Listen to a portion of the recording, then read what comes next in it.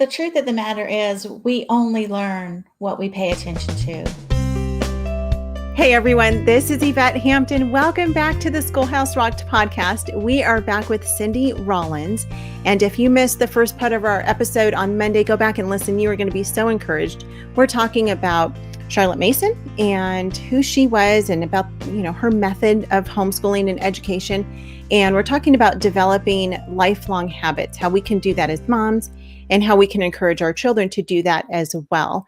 And so, I want to kind of dig into a couple of things, and these are things that we've talked a lot about on the podcast, but I love hearing it from new guests that we haven't had on before. And you were talking in the last episode about morning time, and you've got 9 kids, 8 boys and 1 girl. I don't know if you said that in the last podcast, but I did. I think I did. Did you? Okay, that's a lot of testosterone in one house. It definitely was. They had a lot of testosterone. I don't even know. Now looking back, I think, how did we get through that? I don't know. How did your daughter get through that? That is my question. I was rough on my daughter, if I'm honest. It wasn't the easiest thing for her. Some things we didn't realize were hard on her at the time, but and her being a female with more emotions, that kind of got pushed to the wayside in some ways. And sure, everybody, but we didn't see that at the time. There's a lot of things we missed, but God is good, and he hopefully he can redeem those mistakes. Yeah. Well, not hopefully, he can redeem those. Yes, absolutely, he can. It's interesting. My husband comes from a family of all boys, and from generations of all boys. Actually, he's the oldest of 3 boys. And so when he found out we were having a girl, or when our first daughter was coming, he was like, what do we do with that? And it's been really neat to kind of watch him just navigate through the teen years with her, because he's not an emotional person and he's a very manly man. And so, to all of a sudden have this 14-year-old daughter, from the time she was probably 10 or 11, and all those hormones start raging, and she's, just becoming more weepy about things. And, and he was like, what is happening? And I said, she's a girl. It's okay. and he's such a great father of girls, especially for never having had sisters.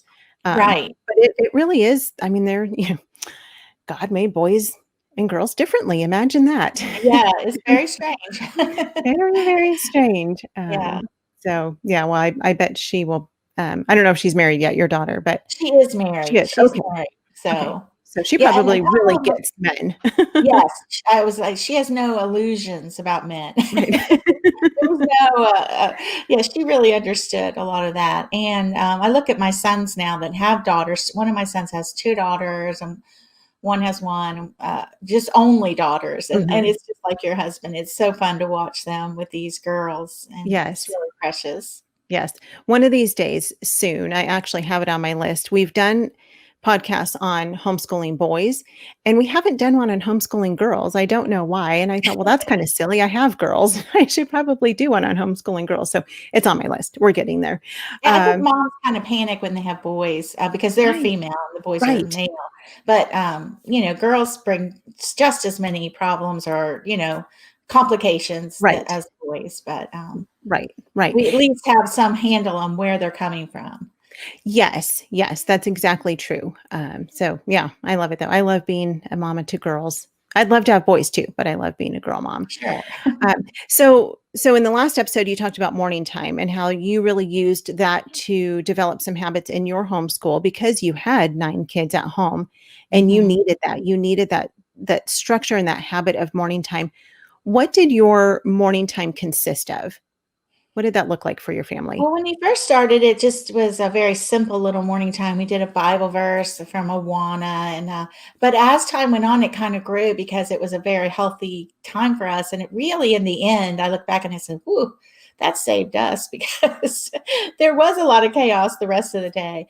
But we would sing hymns. I'm very big now. That is one of the things when people ask me, "What is something you shouldn't leave out of morning time?"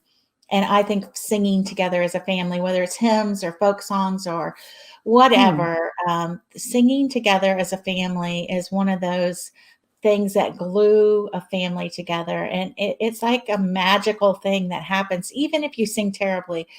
Sometimes we sang well. We had a couple kids where we sang well, and then they grew up and went away, and then we sang terrible. But I sing terrible. But still, there is something about singing together that is so important for families. So we would sing, and then we would read the Bible, memorize some Bible passages.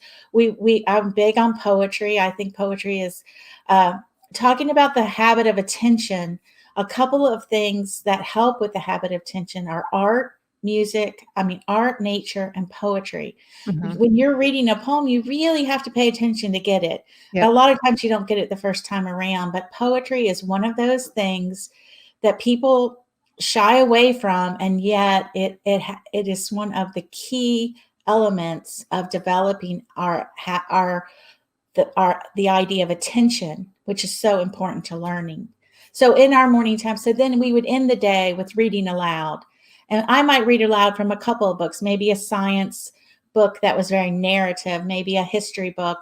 And then we would end the day, the morning time, on some fun book that we were reading, a chapter book that we all enjoy, like Little House on the Prairie, or the Wee Free Men by Terry Pratchett, or just some fun book that we all enjoyed, and everybody be like, we'd leave on a positive note. Yeah. Yep. I love that. I love having a specific book. And that's actually very similar to what our morning time looks like. We call it morning basket, but sometimes that happens at 1 o'clock in the afternoon. Yeah, yeah. And it works for us. But we do a Mhm. very similar to how you do it. We're this year, let's see, we're reading through um, Fallacy Detective. I totally lost the Oh, right, right. so that's what, and it's so funny. I mean, even my 10-year-old is picking up on it, Mhm. and I'd never been through Fallacy Detective before, but we're reading through that. And then right now we're reading The Patriot's Daughter by Cameron Green, and it's such a good book. Oh, I don't I know haven't if you're read familiar that with, book. Yeah. yeah, with Rick Green, from Patriot Academy and Wall Builders Live. His daughter Oh, Cameron wrote a book called The Patriot's Daughter, and it's excellent. She wrote it. I mean, I think she just turned 20, and I think she started writing it when she was like 15. hmm. And it's a good book. My girls and I are all really enjoying it. So I'll put links to those in the show notes as well. But it's so fun. I love reading books together with my girls because it really gives you a connection. Just like you were saying, singing connects a family in a particular way, and reading books together connects us in a different way than that, because then Absolutely. you share that experience with one another, and it's so much fun. I love, love, love, even my 15-year-old, she's almost 15. Um, she loves it when I read to her still. And I Mm, think because we started it at such a young age yeah. that she can read on her own, but she likes it when I read to No, her. I don't think reading aloud ever has to a child doesn't necessarily have to grow out of it. It's still a Right. very important part of high school. Even if Yep. mom reads aloud the Iliad and the Odyssey to the kids, maybe it's new to her, new to them. It gives you that common culture that Right. will not go away. One of the things I say in my book is we'll always have Narnia. Even when our Mm, family isn't healthy, we all know who right. Puddleglum is, or who Aslan is, or what it means to be Edmund or Lucy. And Right. that's a very important part of the culture of a family. Absolutely. You talked about your kids doing written narration in the last episode. Did you have them do written narration from what you were reading to them, or from their own personal reading time? Mostly they could choose. Sometimes I chose for them. So if they wanted to do something we had read aloud in morning time, they were free to do that. Sometimes they would get in rut and always do the same book. I had a child who liked to pretty much rewrite a whole book by narrating it. But usually I liked him to switch it up a little bit. So each day they were paying. Narration is one of those habits of attention, because when you're reading, you're paying attention because you know you're going to write out what Mhm. happened. And a narration isn't like a questionnaire. It isn't what do you feel about this. It's just like it is just what was in the chapter. What did the chapter say Mhm. in your own words? Yeah. And so that develops what we've been talking about, this habit of attention. When you did narration, when they did their written narration, did you use that as, I mean, obviously it's to know that they understood and comprehended Mhm. whatever it was that they were reading. or maybe what was being read to them. But did you use that to correct spelling and grammar and things like that as well? I used it as a guide to myself to know where the spelling and grammar problems were, and then that helped me to know what I needed to present to them, but I did not critique the narration in that way. Okay. I might say, "No, now don't tell me your opinion," like, sometimes they'll start the narration, "I like this book." That's not part of a narration. That's a book Right. report. That's Right. something else. Right. Right. But the narration, I might say, "Hey, don't do that," but I never critiqued. I tried not to. You shouldn't. I maybe sometimes did. Sometimes mom is so appalled that they spelled Right. was wrong. It's like, what? This is an easy word, that she can't help saying something. But it's better if you just take that information and use it for later. Okay. Okay. That's good to know. I've actually not had my girls do much written narration. They've done a little bit, but not Mhm. much of it. And so I remember you talking about that in Mere Motherhood as well. And it was one of those things that I was like, okay, we need to implement this. But like so many things, we Yeah. need to implement these things into our homeschool. And it doesn't always turn out that way. So let's take a quick break. We'll be right back. I think as parents, we assume that kids are going to just know the right way to do things. You have to teach them first and then train them by teaching them to do it over and over again until they actually get it. Imagine trying to teach your child how to tie his shoes without the practice principle. If the practice principle is vital for teaching such morally neutral task as tying shoes, how much more important is it for training children in Christ-like character? I speak to parents all the time who come up to me and they see what's happening, but they don't know what to do. And I just want to stand up and say, you can do this. Here is a solution. This is Yvette Hampton, host of the Schoolhouse Rocked podcast. Join us each week for a new episode as we offer encouragement and resources on biblical discipleship from popular speakers and authors, as well as parents just like you and me. Find out more at schoolhouserocked.com or listen anywhere you find your favorite podcast. We are back with Cindy, and we're talking about morning time and narration. You keep touching on the topic of attention and the power of attention, and how we can get our kids to pay attention, and the importance of kind of zeroing in on teaching them to pay attention to things. Why is that so important? Well, the truth of the matter is we only learn what we pay attention to. I mean, if you across the board, if you're not paying attention, you're not going to learn. That's why often a teacher will teach with enthusiasm and will learn as she's teaching because she's paying attention, whereas the student is not learning. And a lot of times we get that mixed up. Homeschoolers do not have to get this mixed up because we don't have to have this setup where the teacher teaches and the child doesn't learn. Is what goes on in so many classes. But we need to set it up so that we're giving the child living material, so there's a reason to pay attention, not just fun or I like it. I'm not talking about that. The mind feeds on ideas, Charlotte Mason said. So if we're giving our children meaty ideas and we're not weighing it down with verbiage and lectures and all these boring things, then their mind is going to take these ideas. But I mentioned a few minutes ago, a couple areas that are really good for developing the habit of attention. And one is art or drawing. One is nature study, and that includes art and drawing. A lot of times when we do nature study, we can draw what we see in nature, either a landscape or an item. And the other, of course, is written narrations. But interestingly enough, I was reading a book by a lady. I was reading a book actually by Stratford Caldecott called Beauty in the Word.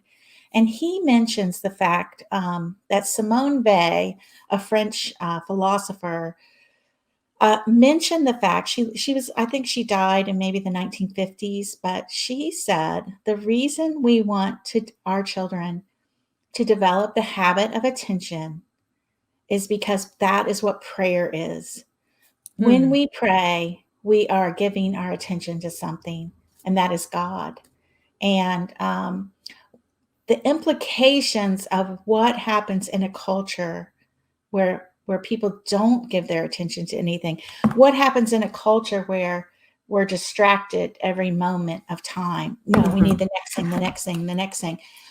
When do we ever stop and look up and turn to God?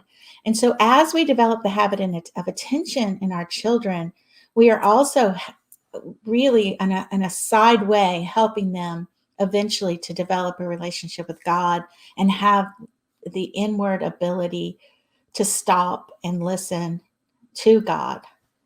Wow. I have never thought about that before. That's really powerful. So you're saying that some of the ways that we can teach our kids to focus on attention and to learn how to really pay attention to things, because this is something that I struggle with myself, and one of my daughters does as well.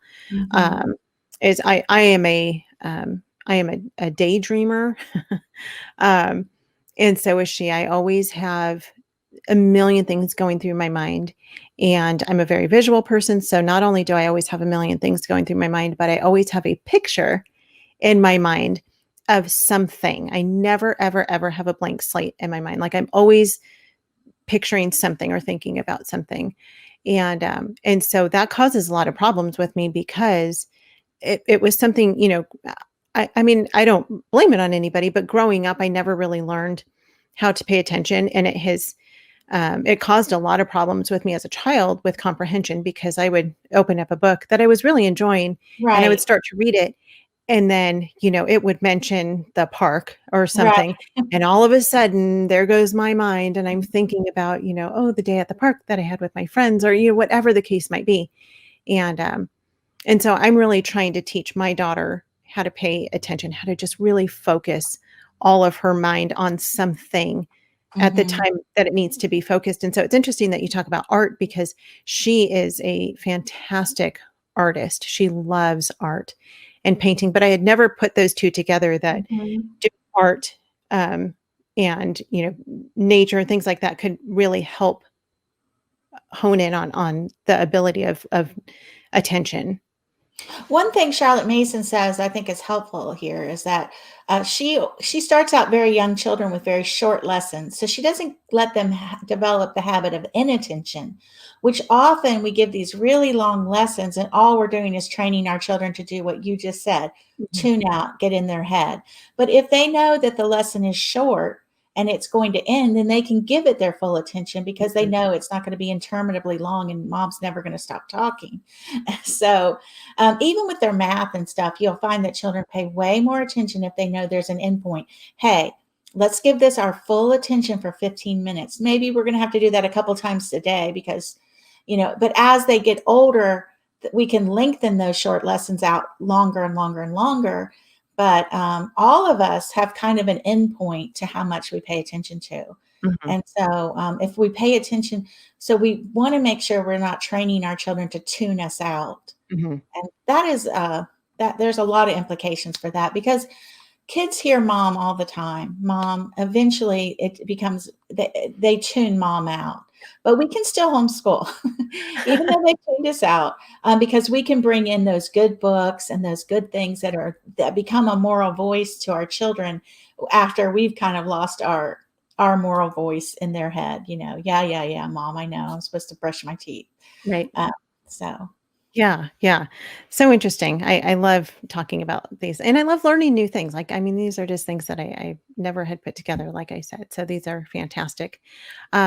We're out of time. Will you come back tomorrow? Because I have some more things that I want to talk about. So can you hang on with me for a little bit? Sure. And we'll be back tomorrow. Okay. We will be back again tomorrow and finish this conversation. You guys, thank you so much for listening. I am so grateful for you. We pray for you guys, our listeners, all the time. And we are thankful for your encouragement and all that you do to help support the Schoolhouse Rocked ministry.